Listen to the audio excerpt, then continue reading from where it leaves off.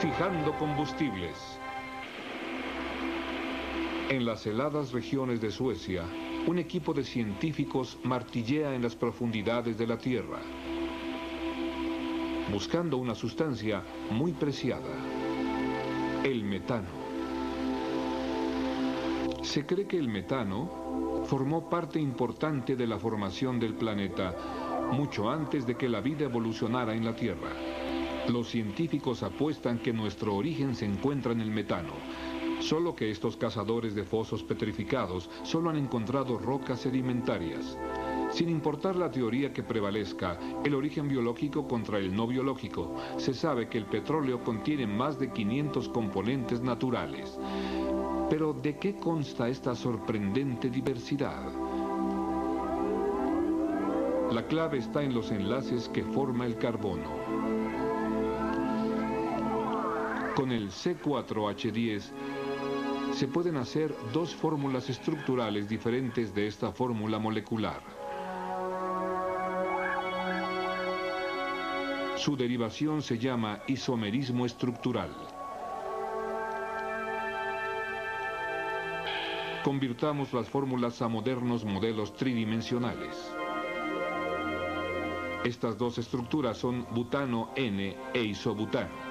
Liberemos los hidrógenos. Ahora podemos concentrarnos en la alineación de los enlaces de carbono. La espina del butano N se llama cadena lineal y el arreglo de enlace del isobutano se llama cadena ramificada. Pero un hidrocarburo de fórmula C5H12 tiene tres diferentes isómeros estructurales. Conformado por una cadena lineal, una cadena ramificada y otra cadena ramificada diferente. Los isómeros son compuestos distintivos con diferentes puntos de ebullición.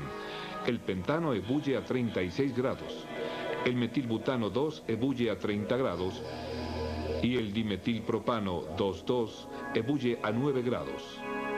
Ahora, si se aumenta el número de átomos de carbono a 6, se forma un total de 5 cadenas diferentes.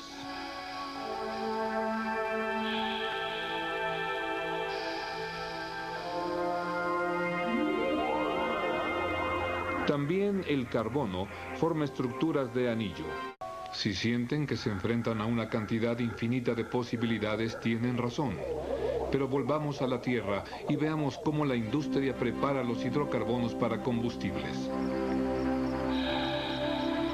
Los pequeños hidrocarbonos, con 5 carbonos, forman el gas natural. La porción orgánica del gas natural, el metano, se encuentra en un 60 a 90%. El equilibrio está compuesto por etano y propano, pero el gas natural también contiene impurezas inorgánicas útiles, como hidrógeno y sulfuro, y una base de agua. El truco de este cóctel gaseoso es separar lo que necesitamos. El agua y los átomos de hidrógenos deben ser removidos, y para comprimir los gases a temperatura ambiente.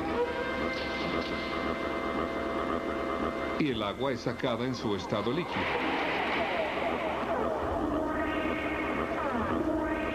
Ya que el hidrógeno y el sulfuro son ácidos, podemos sacarlos por absorción con una base como el ácido etanoilo. Eventualmente la sal es convertida en ácido sulfúrico sólido. Los gases se enfrían a 45 grados bajo cero para poder condensar el máximo de hidrocarbonos de la masa. El metano es transportado a fábricas y hogares donde forma un excelente combustible. Para extraer los hidrocarburos se requieren 5 procesos. Exploración. Es el estudio de suelos que se realiza para identificar y localizar posibles yacimientos. De ser ubicadas las posibles zonas donde existen hidrocarburos, se da inicio al segundo proceso llamado sísmica. Para la sísmica terrestre, se ubican pequeñas cantidades de sismigel en orificios de 8 centímetros de diámetro y entre 5 y 15 metros de profundidad. Y se producen pequeñas detonaciones que generan ondas que se propagan hasta el subsuelo y a través de una estación receptora compuesta por unos equipos llamados geófonos se recopila información de las características de las diferentes formaciones geológicas. Esto genera una imagen de las diferentes capas del subsuelo. Los geólogos determinan las zonas aptas para encontrar hidrocarburos y se da paso a la perforación exploratoria. En el caso de sísmica marina, se utiliza un barco científico que arrastra un juego de cables que portan los geófonos y pistolas de aire. Perforación. El primer pozo que se perfora en un área geológicamente inexplorada y que permite saber si realmente hay o no hidrocarburos se denomina pozo exploratorio. Para esto se instala una torre de perforación para abrir un pozo que atraviesa las formaciones del subsuelo, hasta llegar al yacimiento que contiene el petróleo y/o el gas. Esto puede durar entre un mes y más de un año, dependiendo de la complejidad geológica y del objetivo trazado. La torre o taladro está compuesta por un sistema de tuberías de acero que se van uniendo a medida que avanza la perforación. Producción. Al finalizar la perforación, se realiza el completamiento y prueba de los pozos. Si el volumen encontrado justifica su extracción, se inicia la producción de crudo y gas natural. En el caso del gas natural, la presión del yacimiento es suficiente para impulsarlo hacia la superficie. Cuando esta presión va disminuyendo, es necesario implementar nuevos sistemas de compresión que estimulen su flujo hacia la superficie. En superficie, se utilizan diferentes equipos para limpiar las impurezas del crudo, separando sedimentos, agua, gas natural, y se adicionan diferentes químicos para alcanzar las propiedades exigidas por el mercado y se coloca en tanques de almacenamiento para iniciar su transporte. Para el caso del gas, se limpian sus impurezas y por razones de seguridad se agrega un producto químico que le da el olor característico. Luego se almacena mediante compresión en tanques especiales o se convierte en gas licuado para transportarlo directamente. Transporte.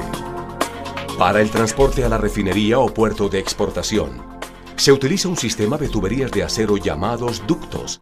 También se utiliza transporte automotor en los casos en donde no existe la infraestructura de transporte por ductos. Refinación. El crudo se somete a temperaturas cercanas a los 400 grados mediante un conjunto de hornos, torres de destilación, tanques, tuberías y separadores que lo convierten en vapor. Luego se conduce a la parte inferior de una torre cilíndrica que puede superar los 50 metros. En ella se encuentran bandejas a diferentes niveles que separan los diferentes componentes del crudo según el punto de ebullición. A medida que el vapor sube por la torre pierde calor y se enfría. Se condensa y se separan los componentes, obteniendo los diferentes productos como gas propano y butano, ACPM, queroseno, nafta y gasóleos. Los gases como propano y butano se obtienen en la parte superior de la torre y los combustibles y asfaltos en la parte inferior. Los productos de este proceso se llaman derivados. Se clasifican en combustibles y petroquímicos. Son más de 2000 y se utilizan en diferentes propósitos de nuestra vida diaria. Fuentes contaminantes.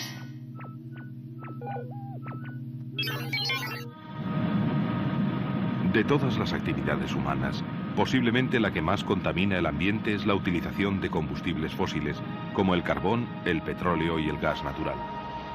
Al quemarlos, se producen gases contaminantes como el azufre, que es fácilmente soluble en agua y forma ácidos perjudiciales para los seres vivos y para los edificios.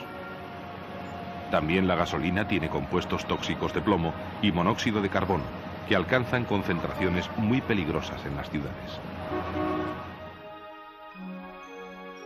El mayor consumo de combustibles fósiles se da en las calefacciones domésticas y en los automóviles.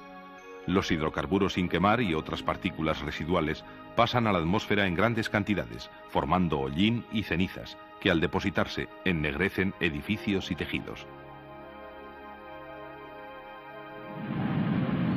Estas partículas también pueden constituir núcleos en los que se condensan gotitas de agua. Esto da origen a las brumas de humo. El smog es una niebla espesa y persistente que se forma cuando el aire contaminado no puede elevarse, debido a capas de aire de distintas temperaturas que cubren la ciudad. Esta niebla contaminante se forma principalmente por los humos que despiden los automóviles y constituyen una amenaza para la vida. Las más contaminantes son las industrias energéticas, que suelen utilizar combustibles fósiles. También son muy contaminantes las industrias cementeras y las siderúrgicas, que emiten grandes cantidades de dióxido de azufre.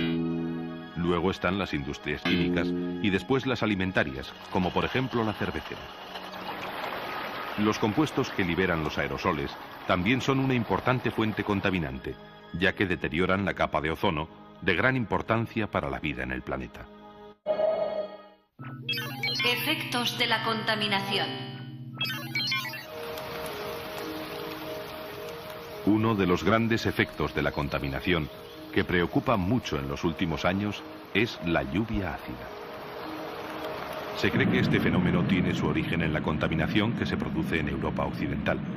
Sin embargo, los efectos son más visibles en Escandinavia y Europa central, aunque también hay zonas afectadas en Norteamérica. El dióxido de azufre, que se produce principalmente por la combustión de carbón y petróleo, se convierte en la atmósfera en ácido sulfúrico. Esta peligrosa sustancia viaja con el viento y cae en forma de lluvia a kilómetros de distancia de los lugares donde se produjeron los gases, afectando tanto a las plantas como a los animales. Los primeros efectos se notaron cuando se descubrió que estaba desapareciendo la vida en los lagos de Suecia. Los análisis revelaron que había un sorprendente y desastroso aumento en la acidez de las aguas. En el norte de Estados Unidos y en Canadá se ha notado un serio deterioro en determinadas zonas de agua dulce y ha habido un notable descenso en la población de peces, en especial salmones. Los efectos también se sufren en amplias zonas forestales. De esta manera se está produciendo una seria alteración de algunos ecosistemas naturales. Pero la lluvia ácida no crea tanta preocupación como el llamado efecto invernadero, que puede afectar a la totalidad del planeta por sus efectos en el clima global. La cantidad de dióxido de carbono en la atmósfera está aumentando excesivamente. Esto se debe principalmente a la utilización de combustibles fósiles. Las plantas verdes necesitan dióxido de carbono para realizar la fotosíntesis, para producir azúcares y liberar oxígeno. Pero no pueden compensar el aumento de dióxido de carbono. Las radiaciones del Sol pasan a través de la atmósfera cargada de dióxido de carbono. Esta sustancia absorbe el calor que emite la Tierra al exterior, lo mismo que en un invernadero. Esto produce un progresivo aumento de la temperatura. Los casquetes polares podrían incluso deshelarse por el aumento de la temperatura. Esto supondría un aumento del nivel del mar en unos 70 metros, que sería catastrófico, teniendo en cuenta la inmensa cantidad de población humana que vive en las zonas costeras.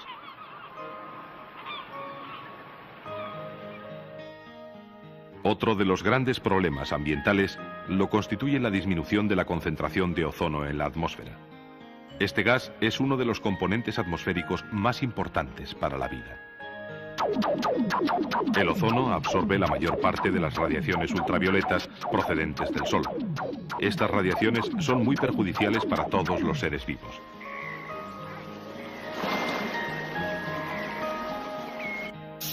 Parece ser que los llamados CFC o clorofluorocarbonos que hay en los aerosoles y en otros productos industriales son los principales responsables de la disminución de este escudo protector.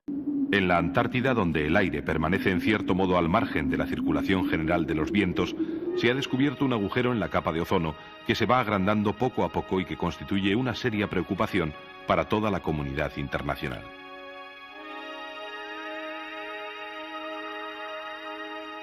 La civilización humana debe asumir el reto de evitar el deterioro del medio ambiente y así preservar la vida en el planeta.